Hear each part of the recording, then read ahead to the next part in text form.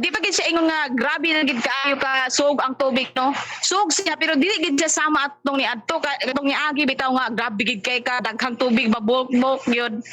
Sa karon kanang dili pa siya angay gyud ingon nga kabalakan pero di lang gyapon ta magkumpiyansa since nga tuloy-tuloy ang uwan gikan gaina hangtod karon o nga mutaas bakit ang tubig kay pagtansa nako gaina tug bag-adto nako napatos mga lapas na bitaw kiting-kiting ang giladmon sa tubig sa sapa. Ako ipangutana mga driver sa kaning single motor no.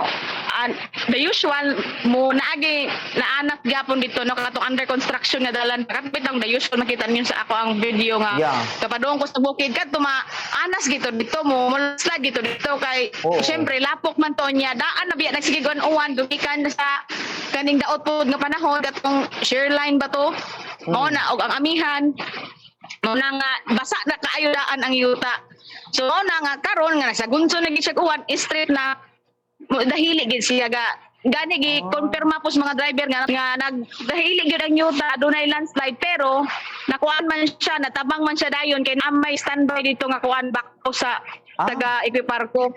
Okay. Bentaha gid no kung nay mga inana nga mga kuan ba andam daan ba kay paniguro na lang gyud kay inani kusog man gyud kay ulan. Yes, Bombo Kevin. Insakto jud ka Bombo Kevin no kay mao man gid na ilahang i-prioritize gyud dapat diha kay syempre agianan ba nagmanga kanang motor, sakyanan. So mao na nga the last time nag-istorya mi sa kapitan sa barangay Bugsukan no si Kapitan Chris Morris Galia nga kana dihang lugar di gina nila pasagdan kay agianan man niya under construction ba ya so delikado kaayo kung mapasagdan siya di magian sa mga tao so mas delikado na hinuon siya nga matabunan antibukal sa bukid ba na diha mo na nga nagay time to time gyud nga mag-monitor maka-standby kay Equiparco naawan sa dito sa Mipangpang Bato area ang mga heavy equipments to sa Equiparco kada mga backhoe duha tulo mag-standby na diha kay pasilan delikado pero so far ang diraa Taligaman uban pa nga mga area wa maunsa wala kayo'y mga bakwit nato so pwede pares kani adto.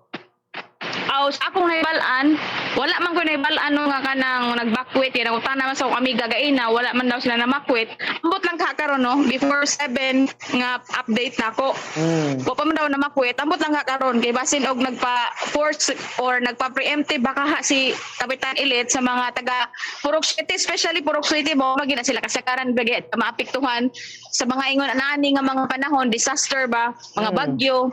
Kay sila man gyud ang duol og sapa, duol og landslide, kay bukid wa fortune ingana. Bitaw no, kulba pug kayo. Anang inana nga mga panghitabo. Pero kanang inyohang barangay kapitan da mga opisyal no, paspas man pud makalihok ba? In fairness po sa taga barangay council sa barangay Taligaman yun no. Update man sila gani gay na. Nagadto ko kampay na kung gianinaw ang barangay hall unsa ilahang kuan ba.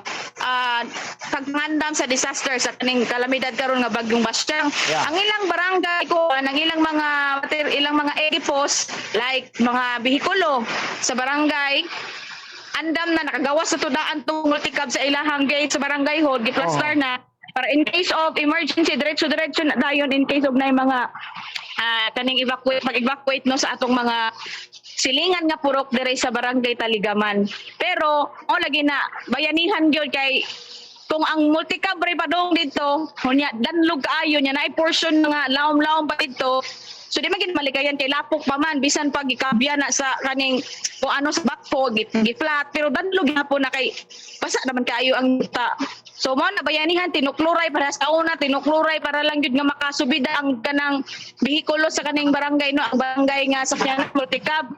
Unya ang ato kong PNP nga kaning kuan kanang pick up nakasubida sa una. Sukol po to subida grabe kay to sa unang kakuan kay kayo kanang lapok gyud.